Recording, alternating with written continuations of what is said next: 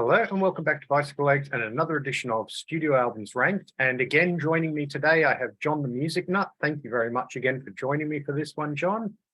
Thank you for having me, Daniel. I'm really looking forward to this. And I have to thank you as well because this topic was actually your idea. You suggested this to me wanting to do this. And it's one that had been on my list of artists to do for the Studio Albums Ranked.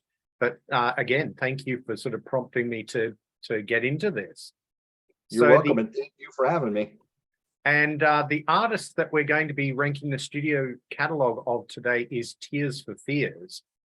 Wonderful British band. They've only done 7 albums, even though they've been around on and off since the early 80s. Yes. There were bits of time when they weren't active and they were broken up, and there was a long period where they were touring but not releasing any new material. So when did you first get into Tears for Fears, John? Well, for me, it was MTV that introduced me to Tears for Fears. And the spring of 1985 with the Everybody Wants to Rule the World single off of Songs from the Big Chair. And back then, I was a hard rock and heavy metal guy. This would have been one of those guilty pleasures for me. I always loved their music, but it wasn't something you would admit when you were 14 if you were like listening to Rat and Kiss and Dio and all that stuff and AC/DC. But I always loved their music. I loved their harmonies. Their songs were at their best. They were so catchy from the get-go, melodies that just stuck in your head. But it was definitely MTV that did it with Everybody Wants to Rule the World and then Shout and then Head Over Heels. They were all big hits here in the States. Yeah. Yeah, I got on the train very early with this band. It was Mad World, the single that first hooked me into the band. Okay. Again, seeing the film clip for it. We didn't have MTV here at that stage, but we had our own little sort of music clip shows that used to play often on a Saturday morning and that sort of thing. And I remember seeing the Mad World clip and just becoming a fan right from then. So yeah, this is a band I've literally been following for 40 years. So great to be able to really get into digging into this catalog. And as we were sort of mentioning off air to each other, John, this was another really difficult catalog to rank. Absolutely. Like for me, I knew what my number 1 would be. I knew what my number 7 would be. Everything else in between was up for grabs. Yeah, and I was saying to you that my 1 and 2 I knew. My 7, I had to work towards that. 3 through 6, there's not much separating 3 through 6. So let's get into it, and we'll start with your number 7, John.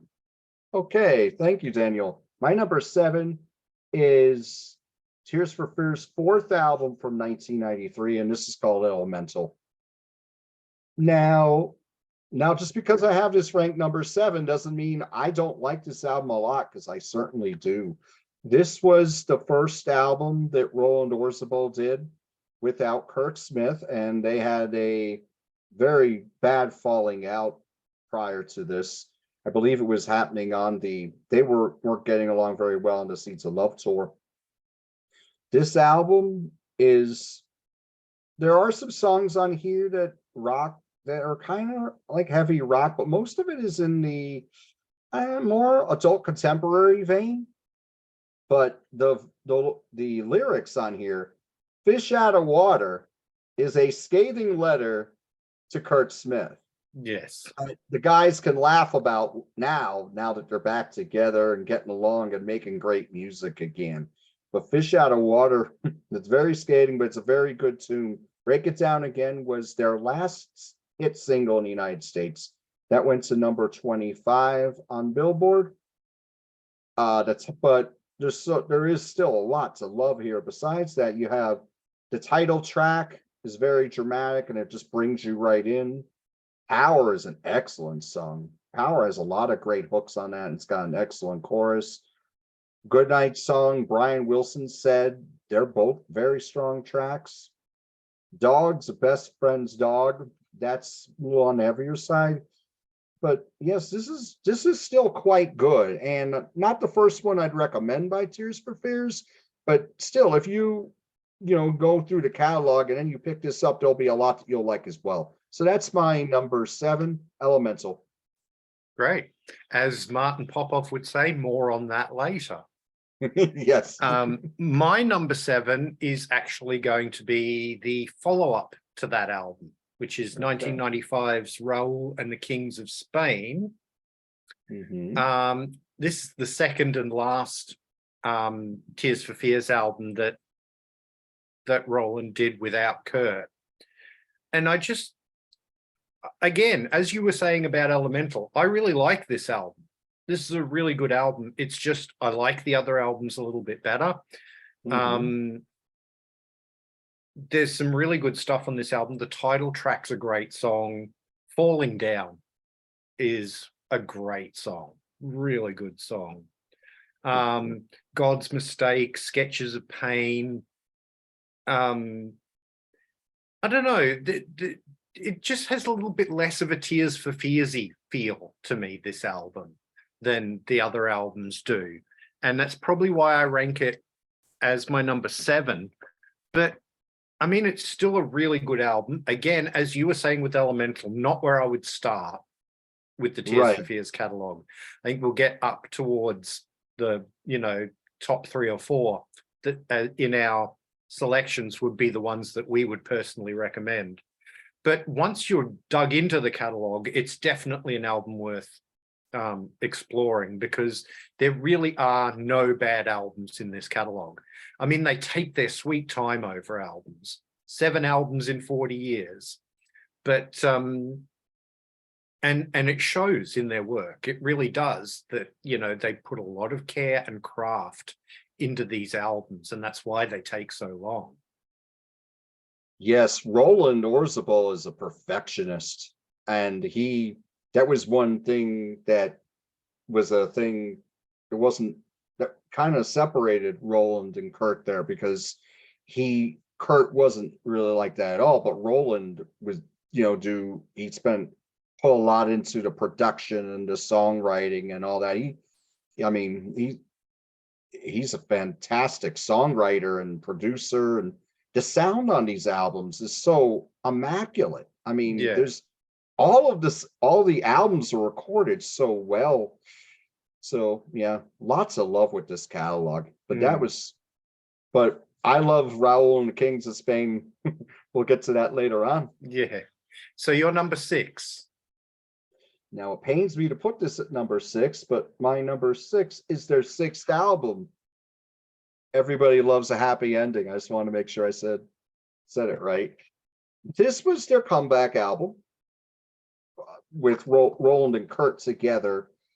And this album probably has more of a Beatles feel than any of their other albums, including one of their earlier albums, which we'll discuss later. The production is it's more involved here, just like, well, I'll say the album Seeds of Love, but there's a lot of great tracks on here. Closest Thing to Heaven was the single, and Another Time or Place.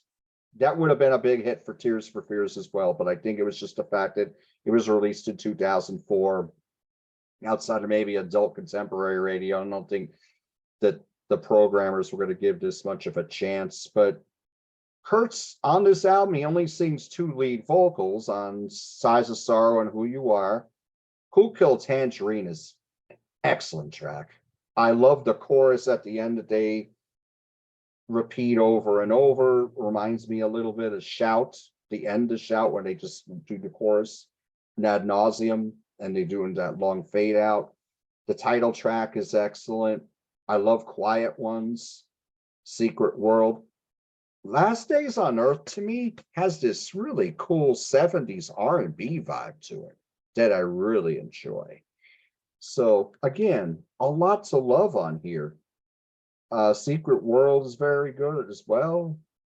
Size of Sorrow, but number 6 is Everybody Loves a Happy Ending, but still 8.5 or a 9 for me out of 10. Great Yeah. album.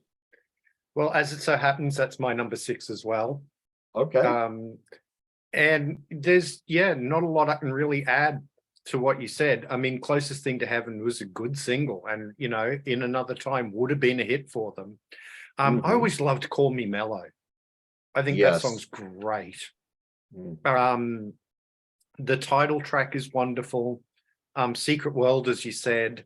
The Devil, that song's really good too. Yes, it is. And Who Killed Tangerine. There's a lot of great stuff on here. And yeah, as you say, probably their most overtly Beatley album. And that's a, you know, a big compliment from me because I'm a massive, massive Beatles fan. So again, it's ranking number 6 out of 7, but it's an incredibly good album and definitely well worth your time if you've, but again, one that to go to once you've sort of invested in the sort of higher up Tears for Fears albums, I think. I agree. Yeah. Oh, Great. So you're number 5. My number 5 is their latest album, The Tipping Point. Interestingly, this was my number 3 album of the year, but again, with this catalog, it's just so strong. This was released in February of 2022. And again, there's a lot to love on here. Very eclectic album, I think, because the title song is a killer. It is fantastic. Chris and Roland both share leads on this, but Please Be Happy is a wonderful ballad. Master Plan has that grandiose production like the Beatles, a little bit of ELO to me in it. I love My Demons is excellent. That one's definitely harder. End of Night musically sounds like something that would play in a club. It's very, very catchy. But there's again a lots of love on this one. Break the Man is an excellent track. That's song about relationships that works really, really well. But I mean, very well produced. The songs are a little shorter on here. There's only 10 tracks. They usually the albums a few albums before that they were usually going 12 tracks for about an hour. This album's quite short, but it's very, very good. This is The Tipping Point, number 5 from 2022. Well, we're going to agree again because it's also my number 5. And I won't go into too much detail with this album because I did do a review of it when it first came out. Yes. So I will leave a link in the description for anyone who wants to see my review of this album. One thing I noticed with this album is I actually had a little bit of difficulty telling who was singing lead vocal on each song. Like they're sounding quite similar in their sort of more advanced years to me. Yes. Particularly the song Please Be Happy. I thought Roland sang that song, but Kurt sings it. In fact, Roland wrote it for Kurt he asked Kurt to sing it. Okay. Also, there's a tinge of melancholy with this album, and I think a lot of that has to do with not long before they recorded this album, I believe Roland lost his significant other. Yes. And you can hear that in the lyrics that he's written for this album. It's definitely a more melancholy album, but it's an achingly beautiful album is how I would describe it. There's a fragility to some of these songs that's just really gorgeous. And yeah, again, you know, this is definitely one of my favorite albums of 2022. And but such is the quality of the albums that are to come in this catalog, it only gets to number 5. And again, that's really hard to sort of to say because it's such a great album. And especially there was 18 years between Everybody Loves a Happy Ending and The Tipping Point. Yes. So it was a long, long wait, and it was well worth the wait. Great album. Definitely. If you haven't gone and checked out this album, you know, you didn't realize it had come out, or you hadn't listened to Tears for Fears for a while, go and listen to this album because it is absolutely gorgeous. Absolutely. And it just was a, we're not buying music the way we used to, but it did hit number 8 in the States. So this was their highest charting album since The Seeds of Love, Yeah. which also hit number 8, I believe. Yeah. So now we're Okay. getting into some Excellent. really high quality albums here. So we'll No go with question. your number 4 now. Okay, this is going to be a little contrarian. I'm going with The Hurting at number 4. Now, this is their debut. This is more focused on synthesizers and sequencers than their other albums. It's not as organic as the others, but the singles that were on here that were much bigger in the UK than they were in the States are fantastic. Pale Shelter is a fantastic track with a great chorus. Mad World, same thing.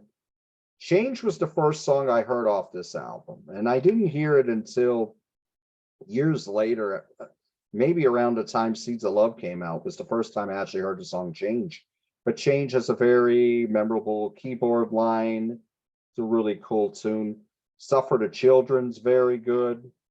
The Prisoner is more, it's pretty heavy on the synths, very new wave. On a lot of this album, the sounds on it are kind of its time, produced well, but I'm talking musically. The title track, I like it a lot, but it reminds me vocally of Squeeze. They sound a lot like Squeeze on here. Memories Fade is a wonderful track. Watch Me Bleed, that is more of a hard rocker on here on an album that's very much synth pop, but very good debut. A lot of people would say it's an excellent debut. The Hurting, number 4, again, very little I could say negative about this. Yeah. Now, I just want to assure my viewers that before we started the show, John and I did not collude on our lists, because my number 4 is also The Hurting. Wow. Yeah. This is an incredible debut. It is definitely more synthy than any of the albums that would follow, but I hear like there's some really experimental stuff on this album, like some of the most experimental Tears for Fears music that they ever did. Things like Ideas as Opiates, and The Prisoner. You know, they've almost got a bit of a krautrocky kind of vibe to them. Yes, I agree. The Hurting, I love that track. I'd never really thought about the vocals sounding squeezy, but they kind of do. Mad World, as I said at the beginning, that was my introduction to the band, and I mean, just a gorgeous, gorgeous song. This album is very much like the early Tears for Fears. Even the name of the band came from Kurt and Roland's infatuation with Arthur Yanov's Primal Scream Therapy. So yes. This is coming, like lyrically at least, this is coming from the same sort of area that John Lennon's Plastic Ono Band album was coming from. Right. You know, when you read the liner notes with all the lyrics in it, every time they use the word pain is capitalized with a capital P. So, yeah, Change was the follow-up single to Mad World, and it was a hit here as well. And it's always been a song I've really, really liked. Suffer the Children is great. Pale Shelter was actually their first single. They re-recorded it for this album. But yeah, Memories Fade. That song's really epic. I think that gives you a little bit of a taste of what was to come with the sort of more epic Tears for Fears that you would hear on 2 or 3 of the later albums. And Start of the Breakdown, great album closer. Again, very dramatic. So yeah, wonderful, wonderful debut. And they would just get better from here as far as I'm concerned. So Yeah, that's my number 4. Excellent. Well, I know we're not going to agree on number 3. My number 3 is actually Raoul and the Kings of Spain. Yeah. This album is, to me, this is a fantastic album. One of 3 I would give a 10 without thinking twice. It's their least successful album chart wise, but like they went a little harder on this album. This is the second album that Roland did on his own, but I think everything on here is so well done. I love the title track. Falling Down, like you were saying, Daniel, is amazing. God's Mistake was a single. It only hit it was like one of those bubbling under singles here in the States. It hit like number 102. But if you want to hear great ballads on here, I think that I Choose You is amazing. I think Sketches of Pain is fantastic. I love Secrets, which is another strong ballad on here. But there's some other songs that are really harder, and the guitar tone is very like later Pink Floyd, maybe a little bit of early 90s U2. I love Don't Drink the Water. I love Sorry. I love those riffs on that song. God's Mistake. Oh, I mentioned God's Mistake before. That's an excellent track. Everything on here, I really dig. Humdrum and Humble is excellent. Yeah, I mean, this is a grower. I mean, it doesn't sound like really anything they've done. Well, some of it sounds like things they've done before, but it definitely is a harder rocking album. But at its best, it's beautiful, and I just love this album. I love this more and more. I didn't own this album until 3 years ago, and in getting familiar with these albums again, I just can't stop listening to this album. I think this is a fantastic one that fell through the cracks because musical tastes had changed. And this is certainly different than the albums that gave them their biggest success, and not the first one you go to, but to my ears, it's a wonderful album. Raoul and the Kings of Spain is my number 3. Well, there you go. I'll definitely have to go and sort of revisit that. I always love doing shows like this where somebody has a bigger enthusiasm for an album that I don't. And it makes me listen to them with a fresh set of ears. So we are doing a bit of swapsies here because my number 3 is Elemental. Right. I adore this album. It's, as you said, it's the first one that Roland did on his own. The other thing with this album and Raoul is you have a lot of bass from Gaylan Dorsey, who was also very famous for playing with David Bowie. So, he was getting some great musicians to play with him. But the title track, Elemental, just really, really great. Cold. I love that song. This album has a feel all the way through it. I feel maybe more so than any other Tears for Fears album. It kind of has a feel that goes through the whole album. And I think that may have something to do with the fact that Roland did a lot of this on his own. So it was a bit more of a singular vision, if you know what I mean. Oh, yes. Break It Down Again wasn't a big hit single here, but it got played on the radio quite a lot. Mr. Pessimist, I always loved. Dog's the Best Friend's Dog. Kind of humorous title, but it's a great song. As you said, Fish Out of Water is kind of Roland's How Do You Sleep? Yes. John Lennon wrote How Do You Sleep as sort of like a vicious attack on Paul McCartney, and Fish Out of Water is kind of a vicious attack on Kurt, basically calling him out for laziness apart from anything else. Right. Gas Giants is wonderfully sort of atmospheric, as the title would suggest. Power is a really good ballad. And then Brian Wilson Said in Goodnight Song. Just top to bottom, this album has a feel the whole way through that really sort of unifies the album for me. And I think that's why I love it so much. So that's my number 3, Elemental. Excellent. And like you said, we're Raul and the Kings of Spain. Now I'm going to listen to this more, see how much more I can get into this, and maybe this would go up my rankings. But everything else in here is so strong, you know? Exactly. And now, Yeah. I mean, our top 2, I don't know what order each of us are going to put these in, but these are 2 stone cold classic albums, aren't they? Yes, sir. Oh, gosh. Well, I was a big fan of your show before I met you. So I think we're going to go the same way here. But if we don't, it'll surprise me. My number 2 songs from the Big Chair. Again, this was the album that got me into Tears for Fears, although I didn't buy it till later. Depth. This is have a lot of singles on here were popular, but the deep cuts are amazing.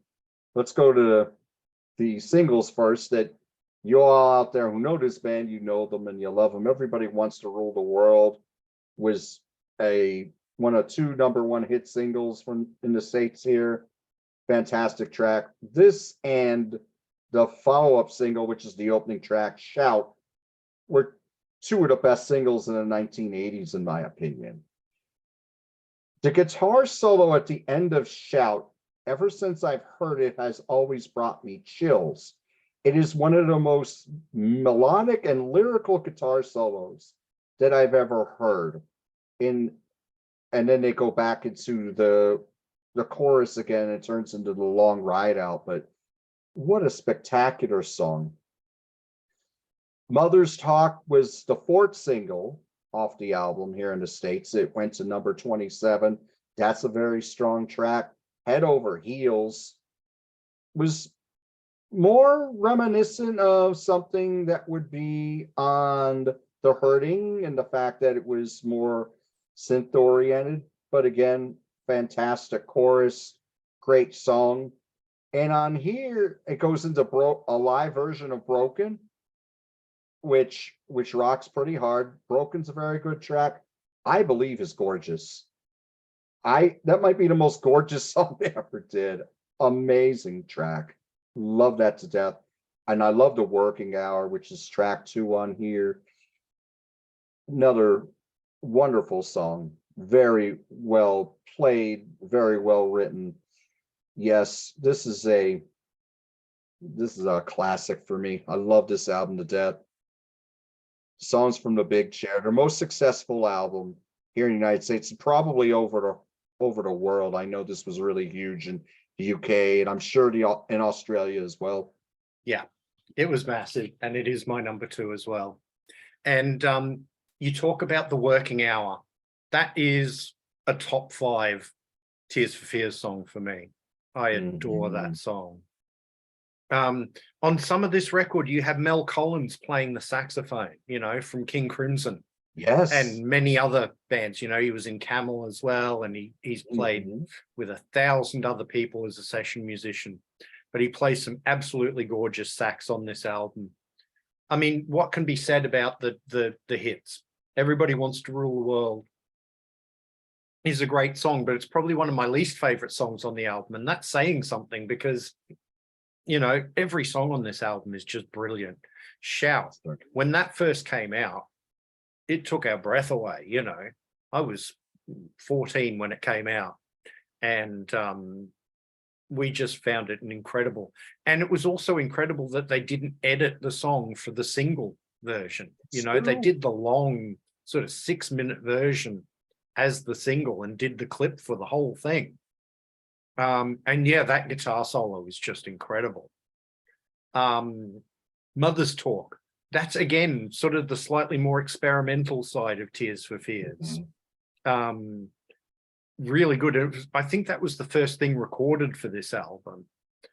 I Believe, that's where you hear the first sort of hints of sort of real soul music coming into Tears for Fears, which you would definitely get a lot more of on the next album, which obviously we're going to be talking about soon. Broken, Yeah, I mean, Broken's kind of a broken song, as it were. It's broken into two Right. parts and has head over heels. It's sort of the bread in a head over heels sandwich, if that makes any sense. Yes. Um, Head Over Heels is a beautiful song. It's absolutely gorgeous. And you know, it's something that they hadn't really done on the first album. The first album was very you know, lyrically was very aimed at sort of, you know, this sort of primal scream therapy and pain and all this sort of thing. Head Over Heels is a love song. Even though it's a slightly off-kilter love song, it's still a love song. And then Listen is a beautiful, really atmospheric track at the end. Ian Stanley, who was their keyboard player on the first couple of albums, that was mostly his piece. Roland added a little bit to it. But yeah, it's an absolutely gorgeous, gorgeous piece. But yeah, I mean, this is a classic album for a reason. And, you know, if you're thinking of this and just thinking, oh, 80s synth pop, whatever, you are doing yourself a great disservice. You need to go back and listen to this album, listen to the depth of these tracks, because there's some incredible music on this album. Absolutely. Just and so elegantly recorded and played. I mean, Yeah. yes, timeless. Timeless. I mean, the first two albums were produced by Chris Hughes, who was producer and also drummer, one of two drummers in Adam and the Ants. Oh, I did not know there that. You go. Yeah, well, he went by the name Merrick in Adam and the Ants, but yeah, it's the same guy. So there you go.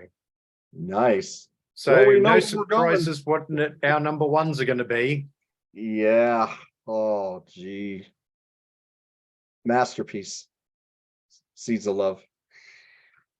Oh my gosh. This was mostly Roland's baby too. I mean, they worked a long time on this album. I think they worked on this, they scrapped it, and then they started working on it again. Understand it was £1 million to record this album in production. That's how much it was to make it. Yes, something like that. Yeah, crazy. But for 1989, I mean, this is so state of the art. I mean, amazing production. The songs, Sowing the Seeds of Love was the single that hit in the States. It went to number 2. It is very Beatles-esque, but just, I mean, they made this sound their own, did Tears for Fears. It's a fantastic track.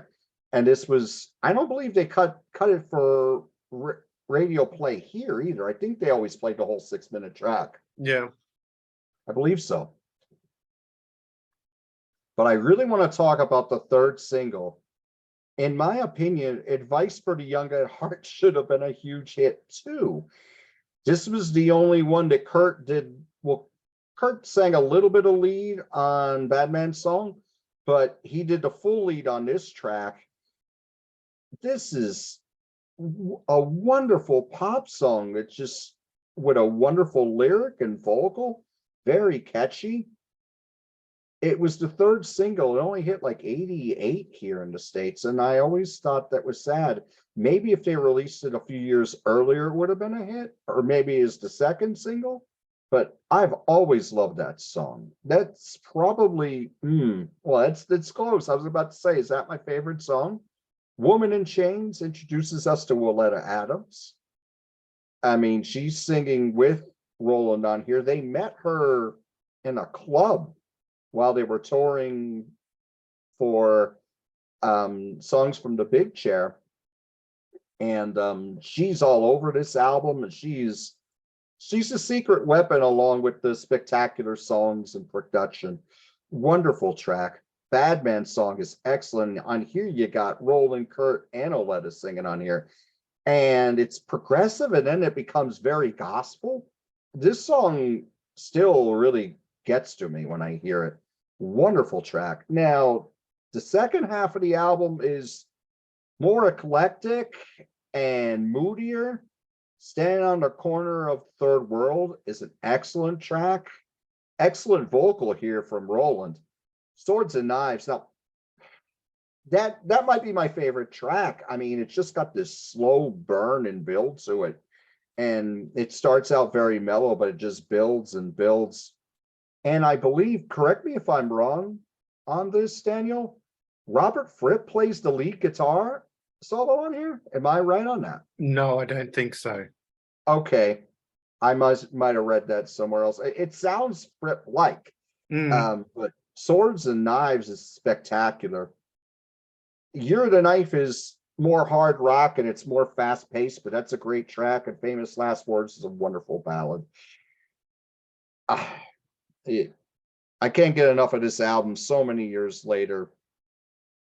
1989, Seeds of Love, spectacular. It's my number one. Absolutely, and it's my number one too. This will come Yes. as a surprise to nobody who's been watching my channel, because I've actually done an episode of my favorite albums of all time on this album.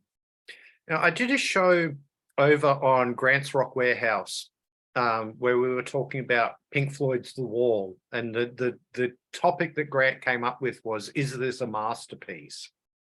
Yes. And Davey Gallagher and I, you know, we were pretty much in agreement that the word masterpiece is overused in music. Not with this album. This album Nope. is a bona fide masterpiece. You know, Yes.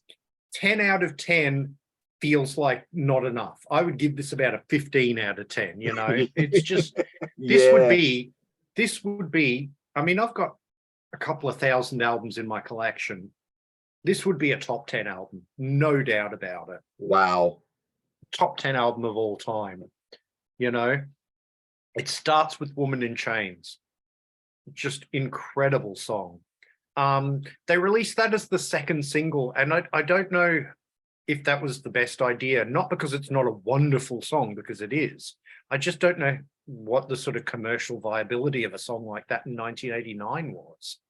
I think, Yes. again, I think Advice for the Young at Heart would have been a better second single. But, Woman in Chains, incredible album. And you get Phil Collins playing some of his very Phil Collins-y drums on the end part of that song. Mm-hmm.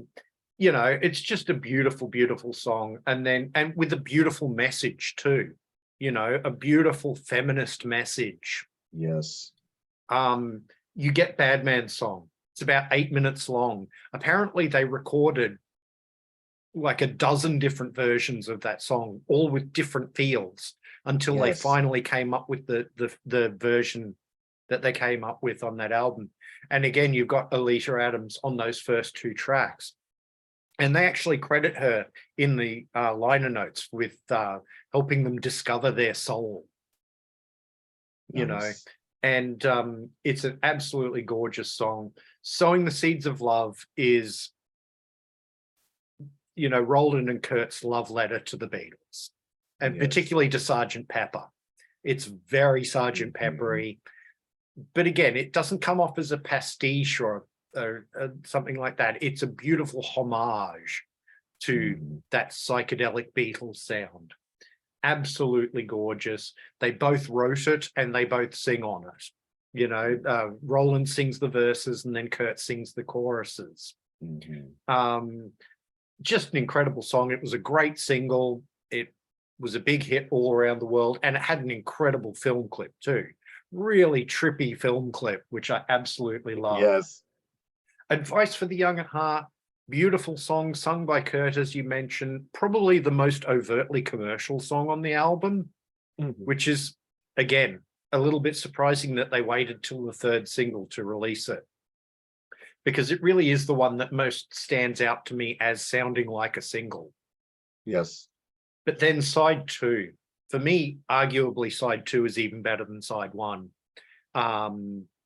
These songs are complex, they're deep, there's so much texture in these songs. There's so many little bits and pieces going on in the instrumental arrangements of these songs that just make them so interesting and just yeah, they just absolutely grabbed me. Standing on the corner of the third world, the atmosphere that that song evokes is just incredible.